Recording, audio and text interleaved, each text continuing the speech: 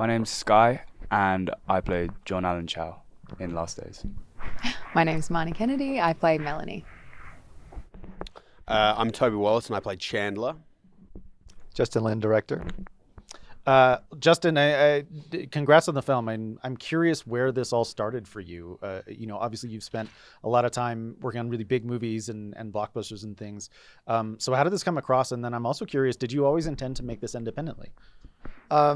For me, it was 2018 when I was at the airport and the report came out on screen, and I had a very strong reaction to it. And then it showed this Asian American face. And of course, I'm imposing all my personal issues on top of it. And then the third thing was it said John Allen Chow, 26 years old, and something really kind of hit me that this is somebody's kid, this is somebody's son, this is somebody's brother, and it really stuck with me, And it wasn't until I read Alex Perry's article where he had a window in with the father that it really kind of struck me because I have a 15-year-old, and I just kind of was in my mind. And then one day, Ellen and Eric, they showed me a draft that Ben Ripley had worked on.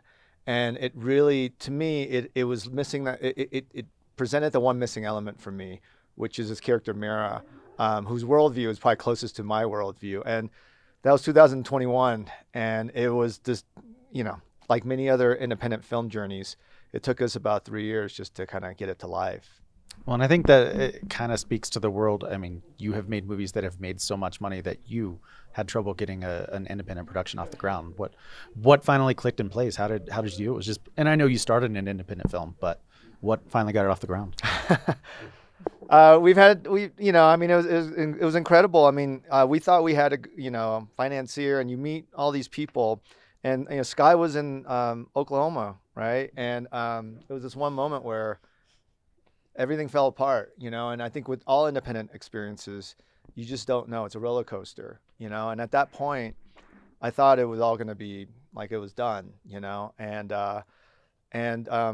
we have angels along the way that come, and really kind of help us. And I think in this case, I got a call from Keanu Reeves, who heard that, we were having some problems, and he said, look, I want to help. And it was really inspiring, and I'm lucky enough to be in a position and have resources to say, you know what, let's just go. Let's just have a start date. I honestly, I don't know how, it was just something in my head, and I just thought, we're going to make this no matter what. And that moment, it kind of changed everything. It kind of set us up, and I started meeting the best of humanity, and all these people from around the world came and joined us, and that's how we were able to kind of get this film just going. It's a really challenging role, Sky. I'm curious what you did to prepare to get kind of understand John and get into this character. I kind of realized I had to go get ready, and it kind of, I think more in a blind panic than anything else, I just booked a flight out to Tulsa, Oklahoma, and then I kind of realized on the flight over that I hadn't booked any accommodation, and I ended up just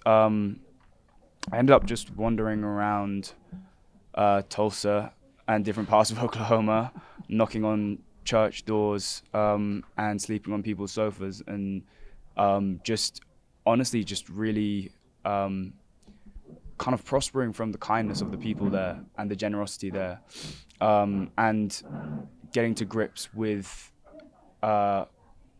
what that energy was and what their faith is and the strength of their faith.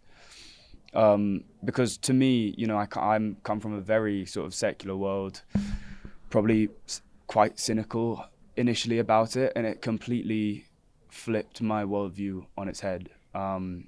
And I met people who I would call family and friends out there. And it was just remarkable to just to get the opportunity to experience something like that was amazing. And then, there was so many various journeys along the way, and I was always in dialogue with Justin, who would give me different pointers or different gems, which I would kind of hold on to and then take in different directions. There was a lot of stuff with the cameras and the video logging that John does, and the masks and the different personalities, so to speak, that John presents. And I guess it's also important to make the distinction that there's a difference between our John and the real John, because we were what we wanted to make something that felt true, but not necessarily something that was accurate. And I think there's a difference between the truth and accuracy of it. But I think we just really just tried to take it down to a granular level. Did you guys speak to John's family and friends in preparing this film? I think we kind of based it off Alex Perry, who was a great resource. He had contact with Patrick Chow, John's father, and we read obviously anything that's available, all his Instagram posts and his journal. And for me as a filmmaker, I felt like this is an attempt to try to for me to connect with his humanity. And I felt like we had enough. And because Alex had a relationship with the father, I felt like early on, I felt like it was right to try to reach out, and he declined politely. I'm curious from your guys' perspective, were you aware of the story coming in, and did you meet or speak to your counterparts or anyone in this world to prepare? My character it doesn't, specifically exist, but he's sort of an amalgamation of different guys that, mentors, I think, that John had. Is that right? Just like a couple different people who are a little bit influential in his life, and he's an embodiment of that. And I guess a little bit of an embodiment of that kind of a missionary, or that type of person in that world, because he's not your classical Christian missionary. He's got a little other things going for him. He's got the allure of being a heavy risk taker. He's pretty influential, I think, in John's life. His dynamic between John and Kayla in it. He sort of showcases a lot of, fervor and skills. And I think John sort of ends up looking up to him in a lot of ways. And he sort of challenges John's plan and the many risks that are involved in it, whilst being quite motivational and a kind of guide. Huge inspiration, I think, to John. I think John really aspires to a lot of the things that Chandler has. Yeah. So he just played that line, I think. Similarly, like my character is based on fiction, but I think plenty of the viewers will be waiting for a bit of a commentary about the religious aspect or the extremities or anything like that. But I think characters like Chandler, characters like Melanie, who I play, it's more an exploration of the masks you're talking about, the different versions of John that he allows himself to try on or be brought out or suppressed.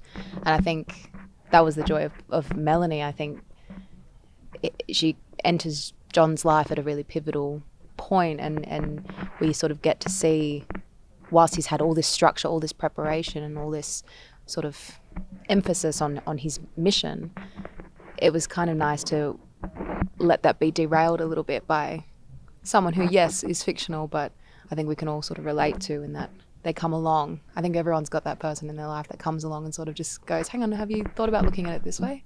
And that's really interesting to watch. It was beautiful to watch Sky explore that through John. So, yeah. Well, and the film is kind of in conversation with the judgment of John. I think everyone made a judgment of John when the event first happened. There was a judgment when the article came out, and I think there will now be a judgment when this film comes out. So, Justin, for you, how did you go about crafting this film without necessarily falling on a specific line of judgment, or how did you want to approach this story delicately? Like I said, I think for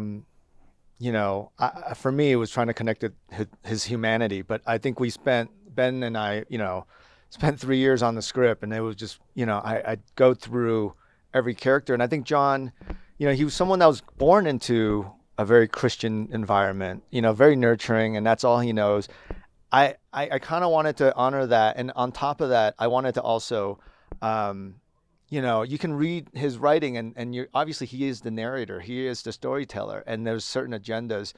And my first thought was like, oh, did this really happen? Did that really happen? And it got to a point where I felt like, okay, well, let's respect that. Let's create that.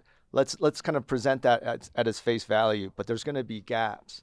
And if there's gaps, let's try to kind of see how we can kind of explore that through characters that we're going to create. And it was really interesting because for me, when I first signed up, I thought this is going to be a small, little intimate indie movie.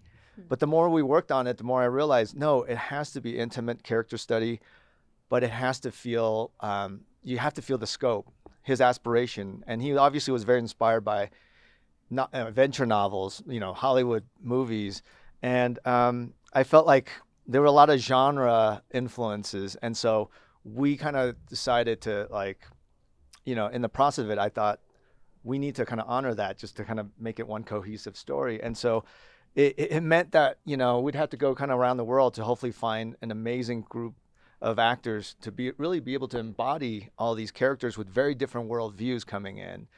And, obviously they're going to have their own opinions and judgments of the interactions. And I feel like that's probably the best way to explore, John's journey. I think as well, one of the things that really stuck with me about the script was initially we come in with our own preconceptions and we almost are imagining it could go either one way or another. It would take one stance or another, and hopefully it comes down the middle and just really hones in on what human connection is and the relationships within it, within the different characters in the piece, and within fantasy as well, and how we all create our own fantasies to cope with reality. It's a vehicle for hope, I think. One quick final question, Justin. I mean, you did incredible work on the Fast franchise, Star Trek. This is a really interesting turn for you, and as I said, a return to kind of your roots. What kind of stories are you looking at going forward? I know you've got a heist movie coming up, but what's exciting you right now about this part of your career?